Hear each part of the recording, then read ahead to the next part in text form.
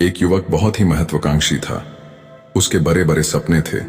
वह बहुत कुछ हासिल करना चाहता था, बहुत बड़ा बनना चाहता था, लेकिन उसे यह सब कुछ बहुत जल्दी हासिल करना था। उसे हमेशा लगता था कि उसके पास समय बहुत कम है, इसलिए वह जल्द से जल्द अपने सपनों को पूरा करना चाहता था। उसने कई बार कड़ी मेहनत करके जल्दी सफलता हासिल करने का प्रयास किया, लेकिन वह हर बार असफल हो जाता। उसे थोड़ी बहुत कामयाबी तो मिल जाती थी, अपने मनचाहे परिणाम हासिल नहीं हो पाते थे। इस बात से वह बड़ा परेशान हो जाता था। वह सोचता रहता कि कमी कहाँ रह रही है। आखिर वो ज्यादा मेहनत करके दूसरों की तुलना में जल्दी सफल क्यों नहीं हो सकता।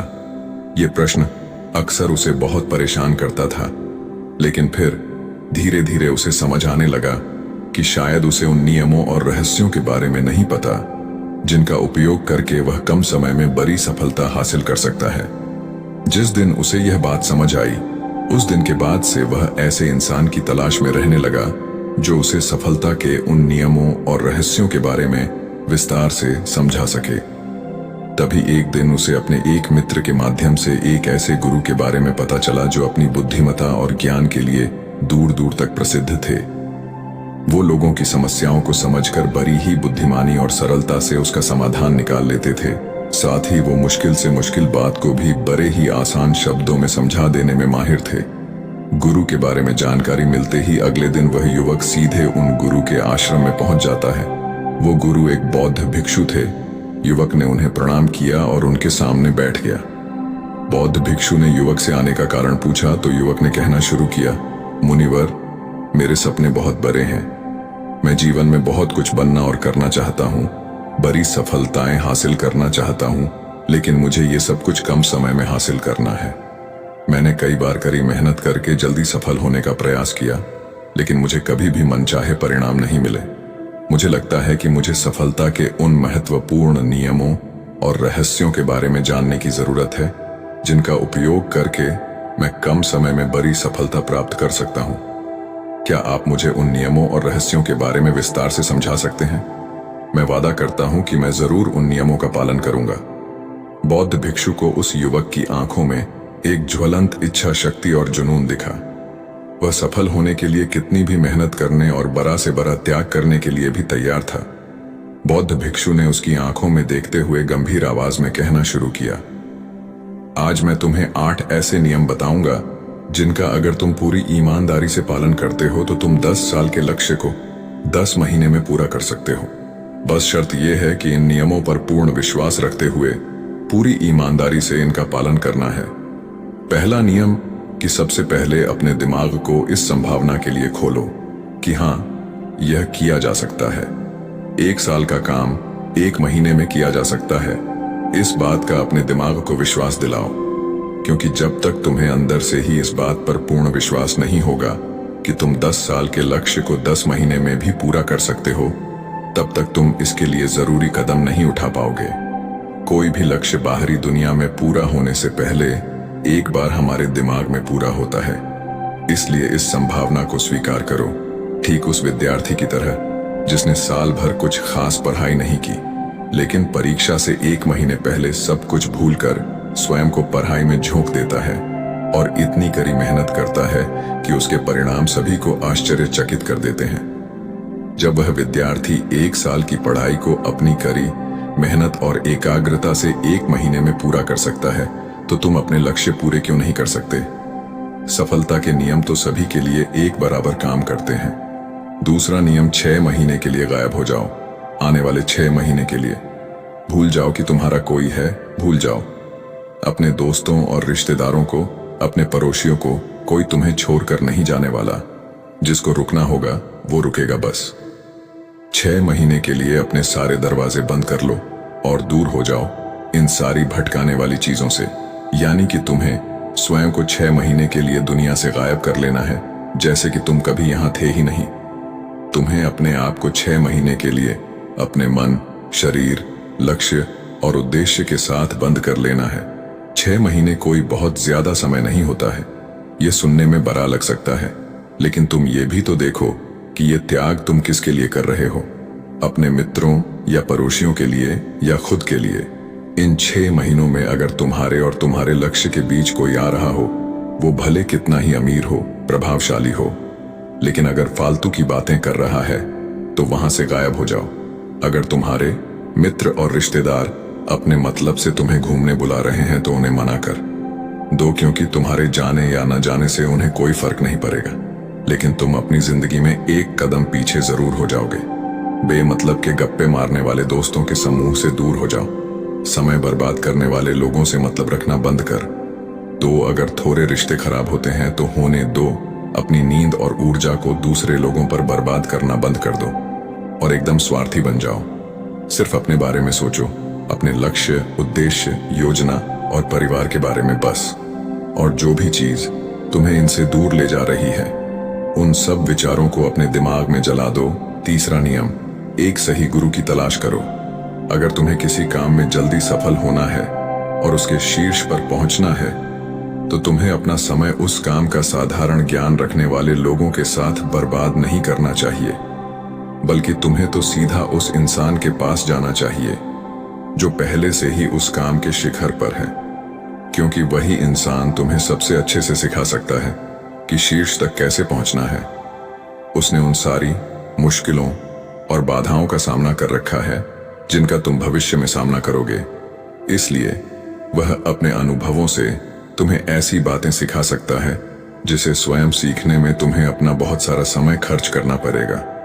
तो 10 साल के लक्ष्य को सिर्फ 10 महीने में पूरा करने के लिए तुम्हें अपने क्षेत्र के सबसे सफल लोगों में से एक को अपना गुरु, अपना मार्गदर्शक बनाना पड़ेगा। दोस्तों, चाहे पैसा हो या सफलता, दोनों को 10 गुना स्पीड से हासिल किया जा सकता है। बस इसके लिए सही गाइडेंस, फोकस और मेहनत की जरूरत है। फिर गुरु कहते हैं कि चौथा नियम, एक स्पष्ट और निश्चित लक्ष्य तय करो। निश्चित कर लो कि तुम्हें क्या और कितने समय में हासिल करना है। तुम्हारा लक्ष्य स्पष्ट रूप से तुम्हारे पास लिखा हुआ होना चाहिए। तुम भले ही कितने ही होशियार हो, कितने ही बुद्धिमान हो, कितना भी तेज तुम्हारा दिमाग हो, लेकिन अगर तुम्हारे पास एक स्पष्ट लक्ष्य नहीं है और तुम अपने लक्ष्य की तरफ रोज मेहनत नहीं कर रहे हो, तो बड़ी सफलता तुम्हें कभी नहीं मिल सकती। बड़ी सफलता के लिए एक स्पष्ट लक्ष्य का होना सबसे जरूरी है। मानवीय स्वभाव के बारे में एक बात है कि अगर तुम्हारा लक्ष्य बहुत ज्यादा आसान होगा तो तुम उसे हल्के में छोड़ दोगे, और अगर तुम्हारा लक्ष्य बहुत ज्यादा मुश्किल होगा तब भी तुम उसे असफल होने के डर से छोड़ दोगे। इसलिए लक्ष्य ऐसे होने चाहिए जो मुश्किल तो है लेकिन उन्हें पूरा किया जा सके। अगली बात, तुम्हारे जीवन के लक्ष्य यानी प्राथमिकताएं 3 से ज्यादा नहीं होनी चाहिए। अगर तुम्हारी 3 से ज्यादा प्राथमिकताएं हैं, यानी सरस्ती ऐसे काम हैं जो तुम्हें लगता है सारे बराबर जरूरी है, सारे करना जरूरी है, तब उनमें से एक भी ऐसा काम नहीं है जो सच में जरूरी है। 3 से ज्यादा प्राथमिकताएं होने का मतलब है कि एक भी ढंग की प्राथमिकता नहीं है। प्राथमिकता का मतलब होता है उद्देश्य, यानी जो है बस यही है और इतने समय में ही है, कोई उद्देश्य नहीं। मतलब भटका हुआ, दुखी और अस्त व्यस्त जीवन। उद्देश्य मतलब मजा क्या चाहिए। फिर गुरु कहते हैं कि पता है तुम्हें, अगर किसी इंसान के पास कोई उद्देश्य ही नहीं है तो वो हमेशा भटकता ही रहेगा। ज्यादातर लोगों की जिंदगी का नियम बड़ा अजीब है। उनको नहीं पता कि उन्हें क्या चाहिए और वो बस लगे हुए हैं। इसलिए अगर तुम्हें 10 साल का लक्ष्य सिर्फ 10 महीने में हासिल करना है तो तुम्हारा लक्ष्य तुम्हारे दिमाग में स्पष्ट रूप से अंकित होना चाहिए। 5वां नियम, लक्ष्य को पाने के लिए एक विस्तृत योजना बनाओ। देखो कि तुम्हारे लक्ष्य को हासिल करने के लिए 3 सबसे जरूरी काम क्या हैं, उनका पता लगाओ और फिर उन कामों को आगे छोटे छोटे हिस्सों में बांट लो। अपने 10 महीने के लक्ष्य को दिनों, हफ्तों और महीनों में बांट लो और ये निश्चित करो कि तुम हर दिन अपने उस बांटे हुए काम को पूरा कर रहे हो। इसके साथ ही तुम्हारे पास 3 ऐसे ठोस कारण होने चाहिए कि तुम्हें यह लक्ष्य क्यों हासिल करना है। याद रखो, जितना ज्यादा मजबूत तुम्हारा कारण होगा, उतनी ही ज्यादा संभावना है कि तुम्हारा लक्ष्य हासिल हो जाएगा। हर दिन उस लक्ष्य को पूरा होता हुआ देखो और महसूस करो कि जब तुम उस लक्ष्य को हासिल कर लोगे तो कैसा महसूस करोगे। उसे महसूस और अनुभव करने की कोशिश करो। साथ ही यह प्रश्न भी अपने से पूछना जरूरी है कि तुम्हारा जो लक्ष्य है उसे पूरा करने के लिए क्या क्या करना जरूरी है और क्या क्या छोड़ना पड़ेगा। तुम्हें अपने लक्ष्य के बारे में यह अंदाजा भी जरूर होना चाहिए कि तुम्हारा लक्ष्य कितना मुश्किल है। तुम्हें अपने लक्ष्य को हासिल करने के लिए कितनी मेहनत करनी पड़ेगी, कितना त्याग करना पड़ेगा, इस बात का भी तुम्हें अंदाजा होना चाहिए। छठा नियम, स्वयं के अंदर प्रबल एकाग्रता और अनुशासन विकसित करो। कभी कभी ऐसा होता है ना कि हम बहुत ज्यादा ऊर्जावान महसूस करते हैं। हमें लगता है आज बड़ा अच्छा लग रहा है, पर समस्या यह है कि यह कभी कभी ही महसूस होता है। याद करो उस दिन के बारे में जिस दिन तुम बहुत ज्यादा एकाग्र थे, बहुत ज्यादा काम करने का मन कर रहा था। तुम्हारे अंदर यह नहीं आ रहा था कि मैं कल से करूंगा। एक उत्साह था, तुम्हारे अंदर एक ऊर्जा थी। सोचो, अगर तुम्हारे साथ ये हर रोज होने लगे तो तुम अपनी जिंदगी में क्या कुछ हासिल नहीं कर सकते। आलस, थकान, काम में मन न लगना, ध्यान भटकना, हार मानने का मन करना, बार बार काम को बदलना, ये सब ना हो। इसीलिए तुम्हारा ध्यान होना चाहिए। अपनी ऊर्जा नियंत्रण पर हमें हर दिन एक निश्चित मात्रा में ऊर्जा मिलती है, इसलिए इसका सही से उपयोग करना सीखो। अपना सबसे अच्छा समय जब तुम जोश में होते हो, उस समय सिर्फ वो करो जो तुम्हारे लिए सबसे ज्यादा जरूरी है। बाकी दुनिया की बातें सब बाद में। पहले दिन जिस काम को जितने समय में कर सकते थे, प्रयास करो अगली बार उसे और कम समय में कर सको, और कष्ट को झेलो। तुम्हारा शरीर और दिमाग एक समय के बाद उसे स्वीकार कर लेंगे। फिर एक दिन मजाक हो जाएगा। तुम्हारे लिए वो करना जिस लक्ष्य को तुम्हें पाना है, उसे पाने में अगर कोई चीज रोके या बाधा बने तो उसे छोड़ दो, उससे किनारा कर लो या टाल दो कि इसे बाद में करेंगे। जब हम ऊर्जावान, उत्साहित और एकाग्र महसूस कर रहे होते हैं, तब हम 10 घंटे के काम को 1 घंटे में ही पूरा कर सकते हैं। और अगर यही ऊर्जा और एकाग्रता तुम्हारे अंदर हमेशा बनी रहे तो तुम 10 साल के लक्ष्य को 10 महीने में भी पूरा कर सकते हो। दुनिया में जितने भी मजे बने हैं, कामयाब लोग इन सबको नजरअंदाज कर लेते हैं और वो मजा ढूंढते हैं अपने काम में। बड़े से बड़े कामयाब लोगों के पास में उन्होंने कितना लगातार एक ही काम को किया। इसकी कहानी होती है ना कि कितना उनको ज्ञान था। इसकी कहानी होती है, तुम किसी भी सफल इंसान को देख लो, उसके काम गिने जाते हैं, उसका ज्ञान नहीं। ज्ञान बहुत लोगों के पास होता है, लेकिन लगातार काम बहुत ही कम लोग कर पाते हैं। कहने का मतलब है कि ज्ञान के साथ मेहनत और अनुशासन बहुत जरूरी है। दुनिया में ज्यादातर इसी बात के उदाहरण मिलेंगे कि कम ध्यान रखने वाले अक्सर ज्यादा ज्ञान रखने वाले से आगे निकल जाते हैं, और इसकी वजह होती है निरंतरता, यानी लगातार प्रयास। कामयाबी न ज्ञान की मोहताज है, न तेज दिमाग की मोहताज है, न पैसों की, न जान पहचान की।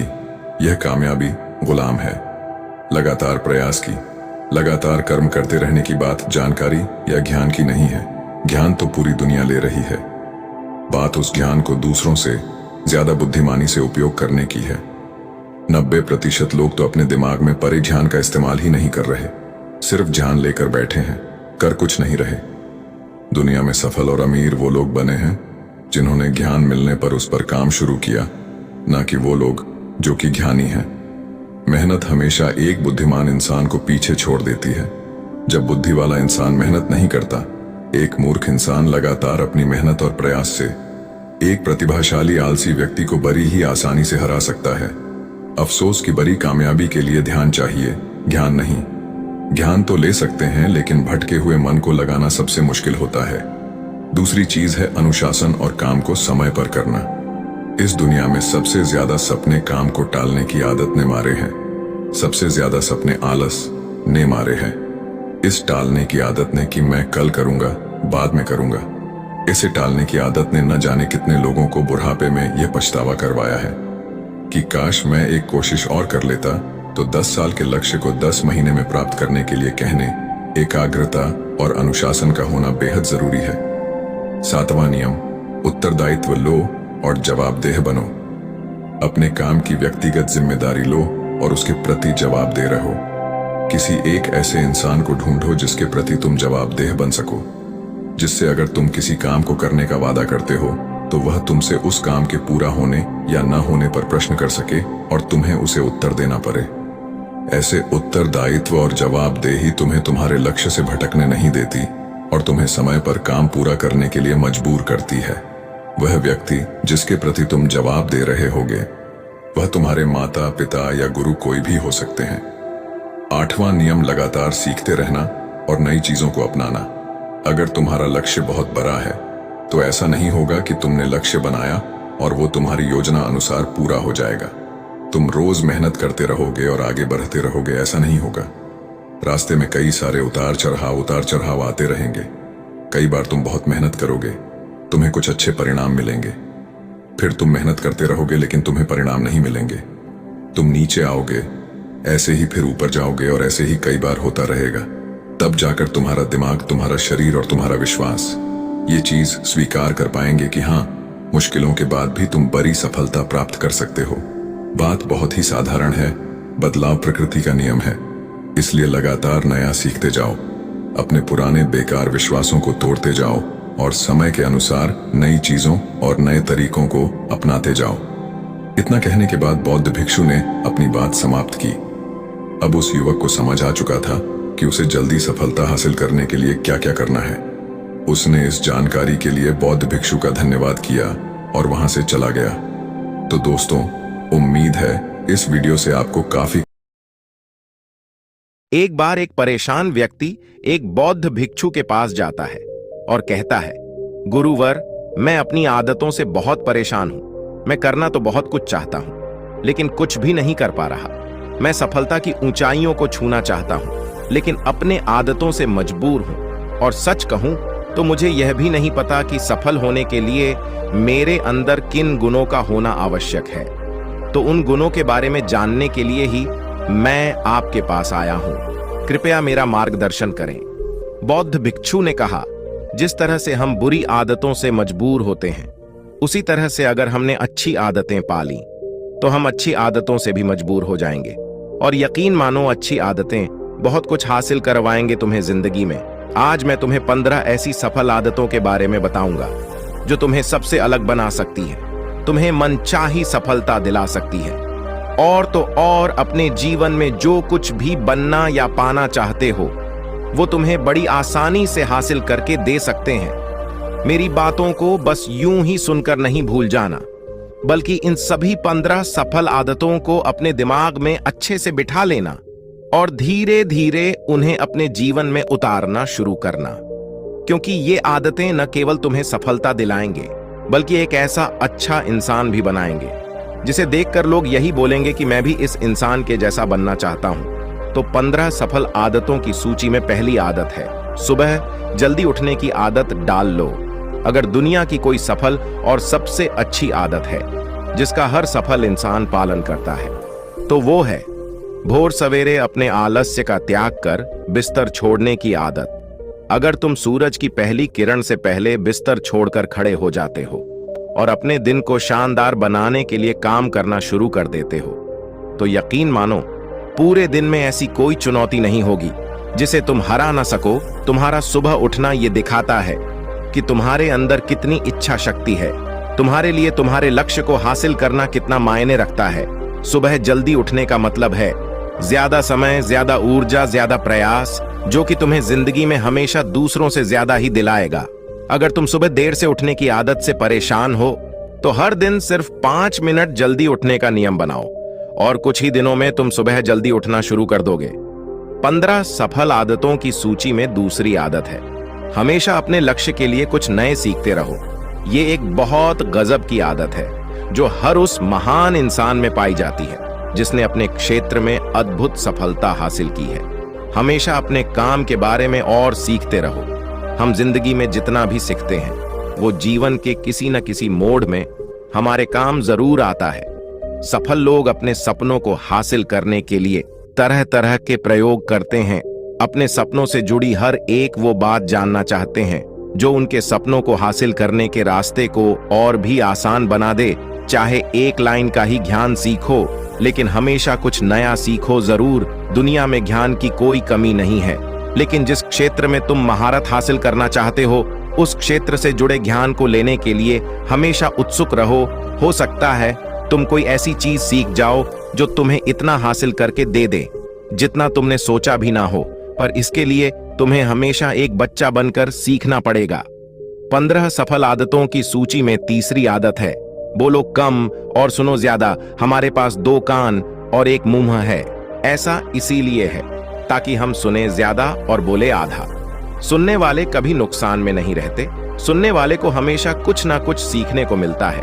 कम बोलने का मतलब है ऊर्जा का कम बर्बाद होना, लोगों के मुंह ज्यादा ना लगना, किसी के सामने हल्का नहीं बनना, किसी से बेवजह की बहस नहीं करना। कम बोलने और ज्यादा सुनने वाले लोग बहुत ज्यादा फायदे में रहते हैं। जो व्यक्ति कम बोलता है उसके अंदर गहराई से सोचने की क्षमता बहुत ज्यादा होती है। जब व्यक्ति कम बोलता है तो वह अपने भीतर से जुड़ा रहता है। उसके भीतर के विचार इतने ताकतवर होते हैं जो किसी भी मंजिल को अपने घुटनों तक लाने के लिए मजबूर कर सकते हैं। 15 सफल आदतों की सूची में चौथी आदत है, असहमत होना और मना करना सीखो। हम कोई कठपुतली नहीं है जो लोगों की हर बात पे हाजी हाजी करते रहे। तुम एक अलग इंसान हो, तुम्हारे अलग सपने हैं, तो तुम्हारे सिद्धांत भी अलग ही होंगे। तुम्हारी मंजिल अलग है तो तुम्हारा रास्ता भी अलग ही होगा। अगर कोई चीज तुम्हें पसंद नहीं है तो मतलब नहीं, ये जरूरी नहीं है कि जो तरीका दूसरों के लिए काम कर रहा है वह तुम्हारे लिए भी काम करें। अगर तुम भी औरों का तरीका इस्तेमाल करोगे तो औरों की तरह ही बन जाओगे। तुम इस दुनिया के सबसे अलग इंसान हो, तुम्हारे जैसा और कोई भी नहीं है। इसीलिए तुम्हें असहमत होने का पूरा हक है, अपनी बात रखने का पूरा हक है, और ना बोलने का, और उस काम को, हर उस बात को जो तुम्हारे सपनों, तुम्हारे लक्षणों के लिए ठीक नहीं है। अगर तुम्हारा मन नहीं है मित्रों के साथ घूमने जाने का तो उन्हें मना करना सीखो। अगर तुम्हें किसान नहीं व्यापारी बनना है तो घर वालों से बोलो कि मुझे किसान नहीं व्यापारी बनना है। जबरदस्ती ज्यादा दिनों तक नहीं चल पाती और ना ही कुछ हासिल करके देती है। जहां जरूरत हो वहां मना करना सीखो, क्योंकि मना करके तुम कुछ समय के लिए तो दूसरों की नजरों में बुरा बन सकते हो, लेकिन खुद की नजरों में और आने वाले समय की नजरों में कभी गलत नहीं बनोगे। ज्यादातर लोग तो जीवन में सिर्फ इस डर से कुछ नहीं कर पाते कि लोग क्या कहेंगे। अगर असफल हो गया तो लोग मुझ पर हंसेंगे। असल में ज्यादातर लोग जीवन खुद के लिए नहीं बल्कि दूसरों के लिए जीते हैं, दूसरों की राय पर जीते हैं और जीवन भर दुखी रहते हैं। फिर बौद्ध भिक्षु ने कहा, 15 सफल आदतों की सूची में 5वीं आदत है, सही तरीके का जोखिम लेना सीखो। जिंदगी में सबसे बड़ा जोखिम है कोई जोखिम ही ना लेना। अगर तुम सही काम में जोखिम नहीं ले रहे हो तो तुम अपनी जिंदगी को जोखिम में डाल रहे हो। जोखिम ले रहे हो जिंदगी को बर्बाद करने का या फिर वहीं अटके रहने का जहां पर अभी तुम हो।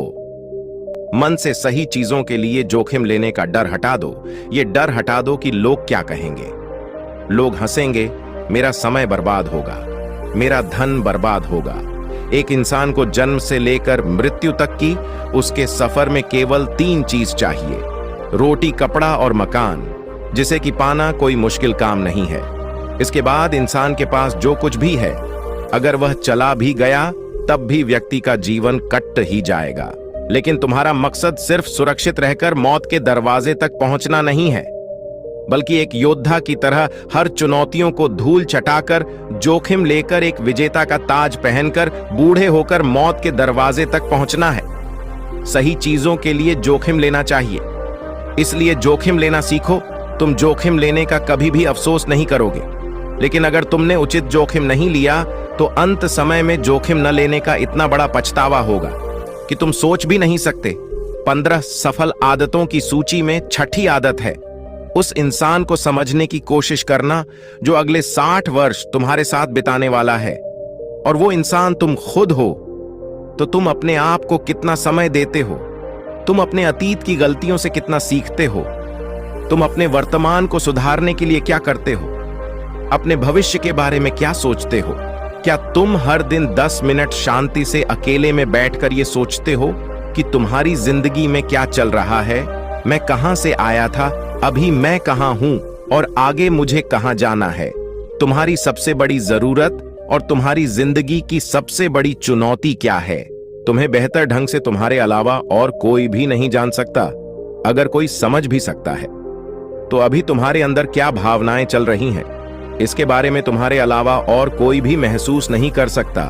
अपने आप को हर दिन 10 मिनट दो और इन 10 मिनट में तुम्हारे पास कोई भी नहीं होना चाहिए, ना कोई किताब, ना कोई काम वस्तु, और तुम्हारे विचार होनी चाहिए। इस समय बस तुम अकेले रहो और खुद से बातें करो।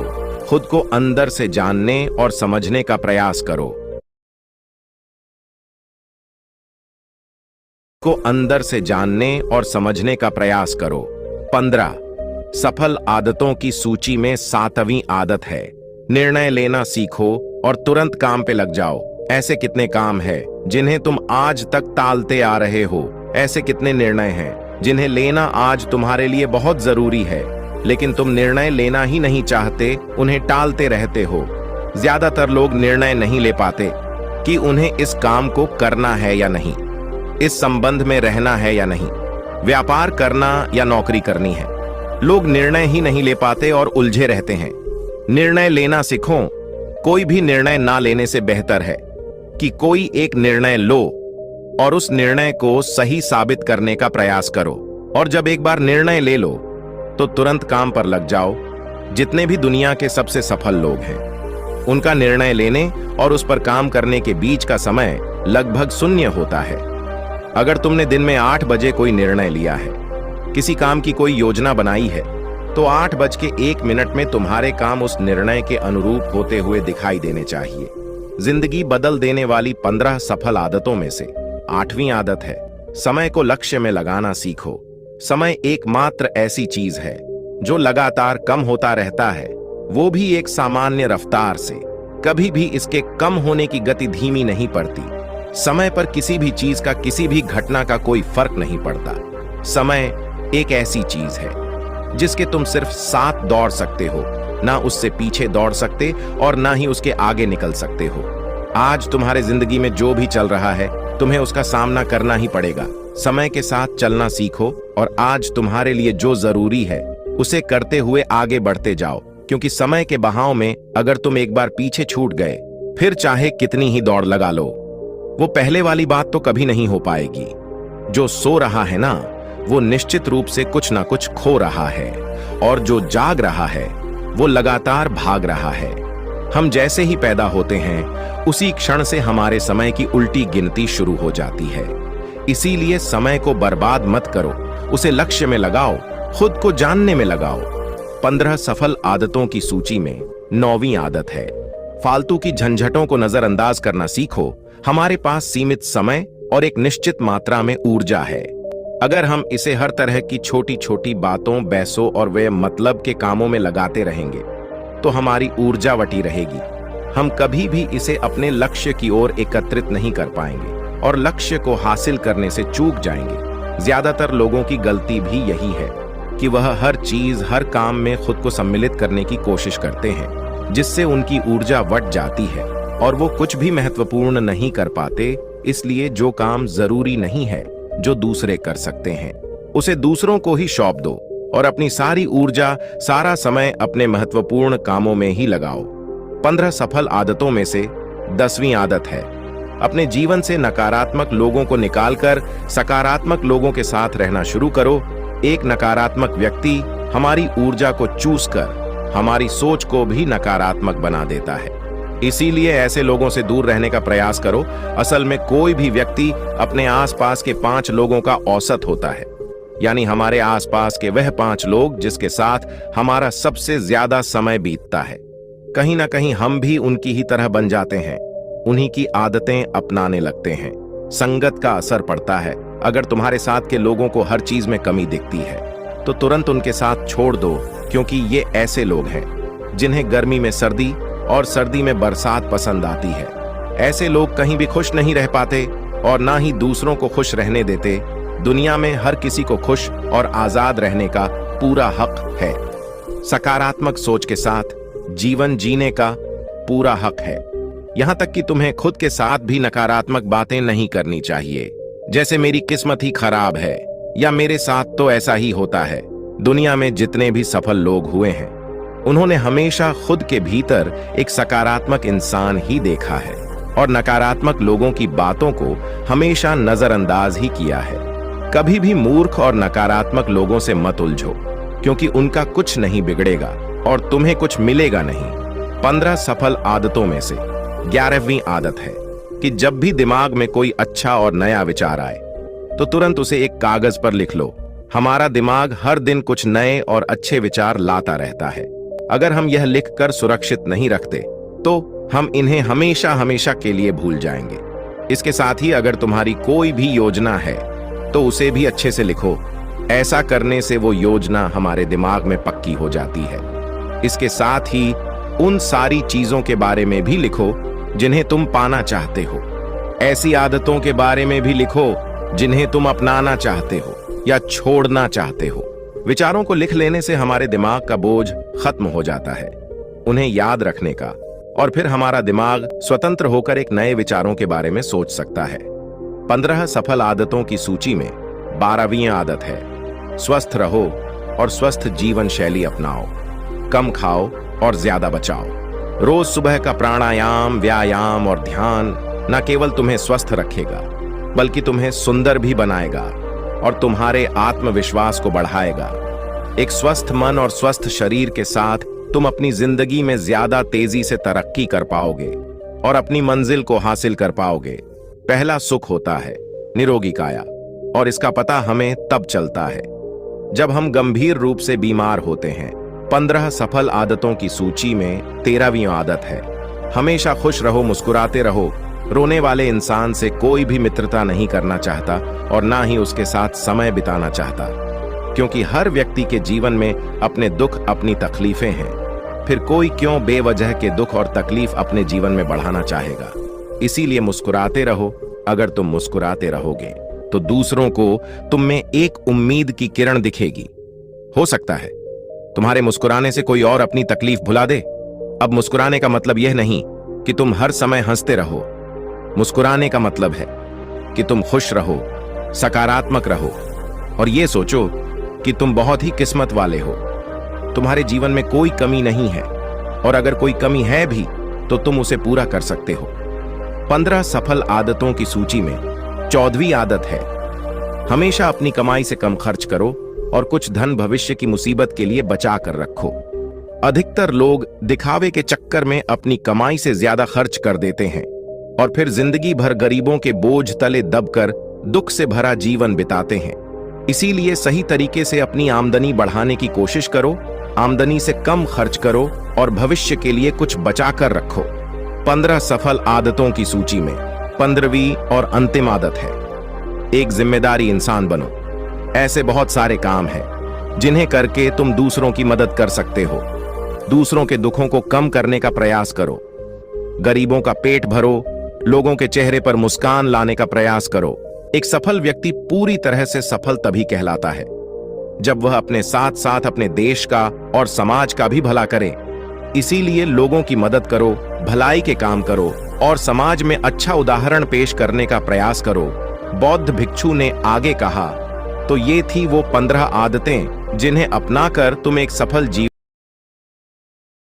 एक सेठ अपने नगर का सबसे धनी और धार्मिक प्रवृत्ति वाला व्यक्ति था। सेठ के पास अधिक धन संपत्ति थी, किसी चीज की कोई कमी नहीं थी। वो बहुत ही सुखपूर्ण अपना जीवन अपने परिवार के साथ जी रहा था। सेठ और उसकी पत्नी शुरू से ही असहाय लोगों की मदद करते थे, उन्हें एक समय का भोजन कराया करते थे, जिसके कारण उन्हें बहुत ही ज्यादा सुख की अनुभूति होती थी। वही वो दोनों साधु महात्माओं को बहुत मानते थे, उन पर उनका बड़ा विश्वास था।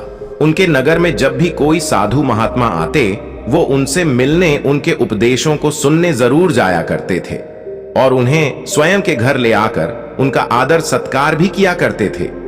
यदि सेठ के घर के पास से कोई भिक्षु जाता तो वो उसे भी अपने घर आने का आग्रह करते। इसी तरह बार बार एक सन्यासी उनके घर पर भिक्षाटन करने आ जाता है और अपनी भिक्षा पात्र आगे करके भिक्षा मांगता है। सेठ सन्यासी को देख उसे अपने घर आने के लिए आग्रह करते हैं। सन्यासी भीतर जाता है। सेठ और उसकी पत्नी उनकी आओ भगत में लग जाते हैं। वो दोनों तुरंत उसके बैठने के लिए एक तख्त पर चादर बिछा देते हैं और सन्यासी के हाथ पैर धुलवाकर उसे कुछ विश्राम हेतु कहते हैं और स्वयं उसके भोजन की तैयारी में लग जाते हैं। तभी सेठ की पत्नी कुछ सामान लेने के लिए कहती है। सेठ बाहर चला जाता है यहाँ उसकी पत्नी भोजन बनाने में लग जाती है। कुछ देर बाद जब सेठ की पत्नी आकर सन्यासी को भोजन परोसने लगती है, सन्यासी भोजन ग्रहण करने लगता है। सन्यासी सेठ के घर के शांत वातावरण और उसके घर का स्नेह देखकर उसकी पत्नी से बड़ी ही विनम्रता से पूछता है कि माता, आपके परिवार में कौन कौन है? ये सुन सेठ की पत्नी कहती है, मैं, मेरे पति और मेरे 3 बेटे। ये सुन सन्यासी आगे कहता है कि तुम्हारे पति क्या करते हैं, कितना कमा लेते हैं? ये सुन सेठ की पत्नी कहती है कि हमारे पास धन की कोई कमी नहीं, हमारे पास तो अपार धन संपत्ति है। ये सुन सन्यासी आगे कोई प्रश्न नहीं करता। तभी सेठ घर वापस आ जाता है। वो फिर पत्नी के साथ सन्यासी को भोजन परोसने लगता है। वो सन्यासी के लिए बाहर से कई तरह की मिठाई भी लेकर आता है। भोजन ग्रहण करने के बाद सन्यासी जाने के लिए तैयार हो जाता है। वो सेठ और उसकी पत्नी की स्वयं के इस आदर सत्कार के लिए आभार प्रकट करता है और जाने के लिए वो निकलते हैं। सेठ सन्यासी से कहता है कि वो उसे कुछ दूरी तक छोड़ देगा। दोनों मार्ग के लिए निकल जाते हैं। मार्ग में सेठ सन्यासी से बात करते हुए जा रहा था। तभी सन्यासी सेठ से कहता है कि आपका जो 3 पुत्र है, तीनों ही आपकी देखभाल अच्छे से करते होंगे। ये सुन सेठ कहता है कि नहीं मुनिवर, मेरी केवल एक ही संतान है। ये सुन सन्यासी सोचने लग जाते हैं कि ये कह क्या रहा है। सेठ की पत्नी ने कुछ कहा था, सेठ कुछ और कह रहा है। फिर सन्यासी सेठ से कहता है कि आपके पास तो धन इतना है, आप इतने धनी हैं, सुख से होंगे। सन्यासी जानकर सेठ का उत्तर जानने के लिए ये बात करता है। तभी सेठ उत्तर देता है कि नहीं, मैं कोई धनी नहीं हूं, मैं तो केवल 20,000 रुपए का ही मालिक हूं। यह सुन सन्यासी को अब लगता है कि शायद सेठ या फिर उसकी पत्नी कोई एक तो उससे झूठ कह रहा है। फिर सन्यासी सेठ से पूछता है कि आपकी आयु क्या है? सेठ कहता है कि मैं 50 वर्ष का हूं। यह सुन सन्यासी को लगता है ये तो सेठ एक वृद्ध है, इसकी आयु तो 70 से कम नहीं लगता है। लेकिन ये हर बार गलत उत्तर क्यों दे रहे हैं, झूठ क्यों बोल रहे हैं?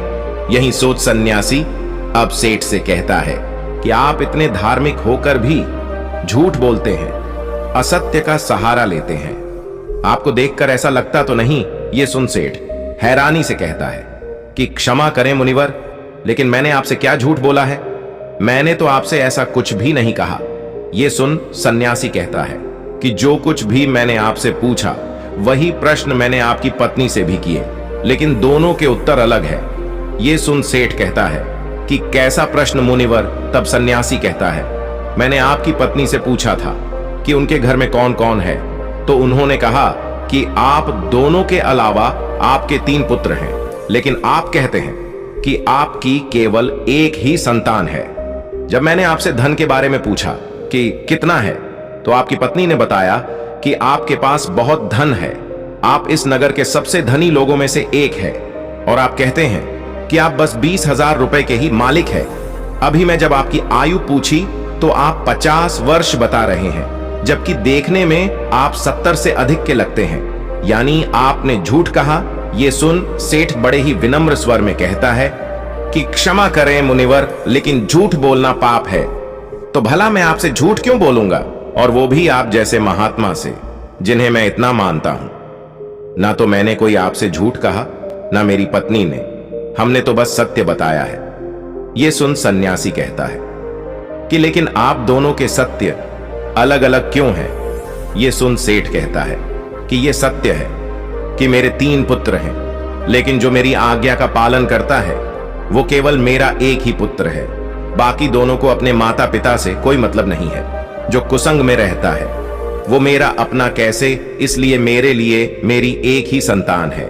आपकी दूसरे पर मेरे लिए मेरा वही धन अपना है जो मैं स्वयं के जीवन में उपयोग करता हूं, और वो इतना ही है जितना मैंने बताया। बाकी सब जो है वो मेरा नहीं है, उसमें से कुछ मैं असहाय लोगों की, जरूरतमंदों की मैं मदद कर देता हूं, तो कुछ मेरी इस देह को त्यागने के बाद मेरे सभी सगी संबंधी ले जाएंगे, तो उस पर मेरा कैसा अधिकार? अब बात करें अंतिम प्रश्न की, तो मैं अपने 50 वर्षों की आयु तक महात्माओं की शरण में जाकर शिक्षा लेना, जीवन के सही मूल्य को समझना सीखा है, उनकी सेवा की है। और उस पर ही मैं इस संघ से जुड़ गया हूं। यही कारण है कि मैंने आपको अपनी आयु ये बताई है। अब आप ही बताएं, क्या इसमें मैंने कुछ झूठ कहा? ये सुन सन्यासी को अब सेठ की पूरी बात समझ आ जाती है और वो कहते हैं कि क्षमा करें, मुझे पहले आपके विषय में जान लेना चाहिए था, स्वयं के भीतर आपकी झूठी छवि बनाने से पहले। और तब सन्यासी सेठ की बात का मान रखते हुए आगे बढ़ जाता है और सेठ पुनः अपने घर लौट जाता है। अतः किसी के प्रति अपना नजरिया बनाने से पहले, प्रतिक्रिया देने से पहले सामने वाले की बातों को भी पूरा सुन लेना चाहिए। एक बार व्यक्ति किसी महात्मा के आश्रम में बैठ उनके उपदेशों को सुन रहा था। तभी वो महात्मा से कहता है कि मुनिवर, आप सभी संत महात्मा हमें चिंता से जुड़े कई उपदेश देते हैं। क्या आप हमें कोई ऐसा हथियार नहीं बता सकते जिसके द्वारा हम चिंता को स्वयं के जीवन से निकाल कर फेंक ही दें? चिंता में ऐसा क्या है जो व्यक्ति को बर्बाद कर देती है? क्योंकि एक तनावरस व्यक्ति इतना परेशान हो जाता है कि सब कुछ वो गवा देता है। ऐसा आखिर क्यों होता है? उस व्यक्ति की बात सुन महात्मा कहते हैं कि चिंता एक ऐसी मानसिक समस्या है जो यदि व्यक्ति को पकड़ ले तो उसे डुबो देती है। उसे केवल स्वयं से मुक्त कर ही आप सुखी रह सकते हैं, और यह तब होता है जब आप स्वयं को मजबूत कर लें। आपको केवल बस ये समझना है कि स्थिति चाहे कैसी भी हो, हमें उस समय तनाव में नहीं आना है, घबराना नहीं है, बल्कि स्वयं को भीतर से मजबूत रखना है। यदि आपने अपने भीतर हौसला रखा है तो कोई चिंता आपका कुछ नहीं बिगाड़ सकती। यह सुन व्यक्ति कहता है कि किंतु ऐसा होता है क्यों? क्यों एक छोटी सी चिंता भी हमारे मुख की हंसी को छीन लेती है? यह सुन महात्मा कहते हैं कि आपको एक छोटी सी कहानी सुनाता हूं, ध्यान से एकाग्र होकर सुनना। एक बार पिता ने अपने पुत्र को काफी परेशान और निराश देखा। वो प्रतिदिन उसे यूं देखते, वो उसे देख समझ गए थे कि कोई बात अवश्य है जो उसके पुत्र को भीतर से परेशान किए हुए हैं। पिता ने कई बार पुत्र से यह पूछना चाहा कि वो किस चिंता में है, लेकिन पुत्र हर बार ये दिखाता कि कुछ नहीं हुआ और वो वहां से चला जाता। पुत्र के इस व्यवहार से पिता को यह विश्वास हो गया था कि अवश्य कोई बात है, चिंता है जो उसे भीतर से खाई जा रही है, लेकिन वो बता नहीं रहा है। तब पिता ने एक दिन पुत्र को अपने पास बुलाया और उसे समझाते हुए कहा कि जीवन में हम कितनी भी सफलता क्यों ना पा ले, लेकिन यदि हमारे भीतर चिंता या तनाव ने घर कर लिया तो ये हमारे उन्नति के बीच एक वादा बनकर आ जाती है। चिंता व्यक्ति को आगे बढ़ने नहीं देती, उसके भीतर कई सारी नकारात्मकता को भर देती है। चिंता बहुत ही भयानक होती है, ये सुखी समृद्ध घर को भी तबाह कर देती है। ये सब सून पुत्र कहता है कि आप कहना क्या चाहते हैं? पिताजी, मैं समझ नहीं पा रहा हूं। तब पिता पुत्र को लेकर एक जंगल की तरफ चले जाते हैं और वहां पहुंच पुत्र से कहते हैं कि ये पेड़ जो तुम देख रहे हो ये कई वर्ष पुराना है। ये मेरे पिता के पिता यानी कि 3 पीढ़ी से भी ज्यादा पुराना पेड़ है और आज भी बाहर से उतना ही मजबूत है जितना पहले था। चाहे कितनी भी आंधी तूफान वर्षा क्यों ना आ जाए, इस वृक्ष को हिला तक नहीं पाई है। यही नहीं, इस पर न जाने आज तक कितने पेड़ भी टूट कर गिर गए हैं। बिजली गिर गई है लेकिन ये पेड़ फिर भी नहीं गिरा, वहीं पर खड़ा है पूरी मजबूती के साथ। ये सब सुन पुत्र पिता से कहता है कि लेकिन ये सब आप मुझसे क्यों कह रहे हैं? तब पिता आगे उससे कहते हैं कि यहां मेरे साथ पीछे की तरफ आओ, कुछ दिखाता हूं। ये सुन पुत्र पिता के साथ उस पेड़ के पीछे जाता है और कहता है कि ये पेड़ के पीछे दिमक देख रहे हो? पुत्र कहता है कि हां। पिता कहते हैं कि इसी दिमक ने भीतर से इसकी छालों को पूरी तरह कुतर दिया है और बाहर की तरफ पूरी तरह यह खराब हो गया है। यह सब सुन पुत्र अब की बार भड़क जाता है और कहता है लेकिन आप कहना क्या चाहते हैं? मुझे ये सब क्यों बता रहे हैं? भला मैं इन पेड़ों के बारे में जानकर क्या करूंगा? पुत्र को यूं क्रोध में देख पिता कहते हैं कि शांत हो जाओ, तुम्हें सही तरह से बात समझाने के लिए मैं ये सब कह रहा हूं। ये सुन पुत्र कहता है कि लेकिन आप समझाना क्या चाहते हैं और क्यों? तब पिता कहता है कि जिस प्रकार ये पेड़ किसी भी आंधी तूफान बारिश या फिर बिजली के गिरने पर भी नहीं गिरा, लेकिन एक दिमक ने इसे कमजोर कर दिया और इतने वर्षों से खड़े इस पेड़ को आज गिरने के लिए मजबूर कर दिया। उसी प्रकार व्यक्ति के भीतर बैठी चिंता उसके पतन का, तबाही का कारण बन जाती है। आप चाहे कितनी भी मेहनत क्यों न कर रहे हो, उन्नति क्यों न कर रहे हो, लेकिन यदि आपके भीतर किसी बात की चिंता है और वो बाहर नहीं जा रहा, तो वो इस दीमक के समान आपको अंदर से कमजोर कर देगी और आपकी उन्नति वहीं रुक जाएगी। एक चिंता आपसे सब कुछ छीन लेगी। इसलिए स्वयं को कभी इतना तनाव में मत लाओ कि आप स्वयं के आगे ही कमजोर पड़ जाओ। पिता की ये सब बात सुन पुत्र कहता है, लेकिन ये सब जानकर कोई थोड़ी करता है। परिस्थिति ऐसी हो जाती है। तब पिता आगे कहते हैं कि परिस्थिति चाहे कैसी भी हो, चिंता करने से, तनाव में आने से क्या वो सही हो जाएगी? नहीं। चिंता करना, परेशान हो जाना किसी भी समस्या का हल बिल्कुल नहीं है। जब आपको कोई मार्ग ना दिखे तो कुछ समय के लिए शांत होकर एक जगह बैठ जाओ, खुद को समय दो और फिर सोचो कि किस तरह इस कठिन समय से निकला जा सकता है। कोई भी समस्या इतनी भी बड़ी नहीं होती कि उसका हल ना हो। हर समस्या अपने साथ हल लेकर आती है। तुम्हारी समस्या का भी होगा, बस जरूरत है तो कठिन समय में स्वयं को साहसी बनाने की। पिता की इस बात को सुन पुत्र को उनकी हर बात का सही अर्थ समझ आ जाता है कि वो उसे कहना क्या चाह रहे हैं। इस कहानी को पूरा करके महात्मा कहते हैं, क्या अब तुम समझे कि एक छोटी सी चिंता भी आपके जीवन को कितना प्रभावित करती है? ये सुन व्यक्ति कहता है कि जी मुनिवर, महात्मा आगे कहते हैं कि चिंता, दुख, तनाव सब हमें कमजोर करते हैं। हमें इन्हें स्वयं के जीवन से पूरी तरह त्याग देना चाहिए और जो ऐसा कर लेते हैं वो स्वयं जीवन में सदैव खुश रहते हैं। जीवन में परिस्थिति चाहे कोई भी हो, समय कभी एक सा नहीं होता, हमेशा बदलता है। बस अपने सुख के पल को स्मरण करके उसे दुख में साहस का हथियार बना लो। ये चिंता कुछ नहीं बिगाड़ पाएगा, लेकिन यदि इस चिंता में आप घिर गए तो कभी भी उन्नति नहीं कर पाओगे। इसलिए कभी व्यक्ति को व्यर्थ की चिंता में नहीं आना चाहिए। जो वर्तमान में हो रहा है उस पर ध्यान दें, अपना काम करें, बाकी सब छोड़ दें और धैर्य रखें। ये समय भी कब निकल जाएगा आपको पता ही नहीं चलेगा। महात्मा की बात सुन व्यक्ति को उसके प्रश्न का सही उत्तर मिल जाता है और वो गुरु को प्रणाम कर वहां से चला जाता है। अतः चिंता व्यक्ति के जीवन की सभी खुशियां, सुख, समृद्धि छीन लेती है। इसलिए व्यर्थ में इन सब में नहीं पड़ना चाहिए। स्वयं को चिंता मुक्त रखें, तभी आप जीवन में खुश रह सकते हैं। आशा करते हैं ये बात आप समझे होंगे।